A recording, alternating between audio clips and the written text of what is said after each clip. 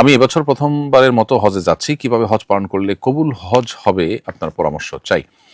প্রিয় দর্শক, মাবরুর হজ বা আল্লাহর কাছে গ্রহণযোগ্য হজ, একটি ভালো হজ, এটার জন্য আমাদের প্রয়োজন হলো আল্লাহ তাআলার নির্দেশনা মাফিক হজ করা। আল্লাহ তাআলা বলেছেন, ফামান ফারাদা ফিহিন্নাল হাজ্জা ফালা রাফাসা ওয়ালা ফুসুকা ওয়ালা জিদালা ফিল হজ। যে ব্যক্তি হজের দিনগুলোতে হজের মৌসুমে হজ করবার নিয়ত করেছে, সে যেন কোনো প্রকার গুনাহে লিপ্ত না হয় এবং কোনো প্রকার ঝগড়া বিবাদে লিপ্ত না হয় এবং যৌনতা সংশ্লিষ্ট কোনো প্রকার হারামে বা গুনাহে লিপ্ত না হয়। অতএব হজের এই সময়গুলোতে স্বামী স্ত্রীর বৈধ সম্পর্ক করা, শারীরিক সম্পর্ক, সেটা পর্যন্ত নিষিদ্ধ। আর এক্ষেত্রে অন্যান্য যে সমস্ত নারীরা আছেন, পরনারীরা আছেন, হজ করতে এসেছেন, তাদের ব্যাপারে পর্দা প্রসিদা মেনটেন করা, চোখের হেফাজত করা এবং তাদের বিষয়গুলোতে নিজের ইজ্জত আবরুকে সর্বোচ্চ হেফাজত করার চেষ্টা থাকতে হবে এবং সেই সাথে কোনো প্রকার ঝগড়া বিবাদ যেন না হয়, সর্বোচ্চ সংযমী হওয়া।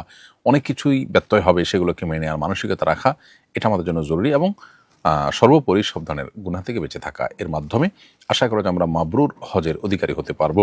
পুরো হজ যেভাবে নবী সাল্লাল্লাহু আলাইহি ওয়াসাল্লাম করতে বলেছেন সেভাবে করার জন্য আপ্রাণ চেষ্টা করা, সুন্নাহগুলোকে খুঁটে খুঁটে মেনে চলার চেষ্টা করা, বিনয়ী হয়ে হজ করা, শুদ্ধভাবে হজ করা, এই সার্বিক প্রচেষ্টা ইনশাআল্লাহ আশা করা যায় একটি মাবরুর, একটি ভালো এবং মাকবুল বা গ্রহণযোগ্য হজের দিকে আমাদেরকে নিয়ে যাবে। আল্লাহ তাআলা আমাদের সবাইকে সেরকম মাবরুর এবং মাকবুল হজ জীবনে একবার হলেও করার তৌফিক দান করুন।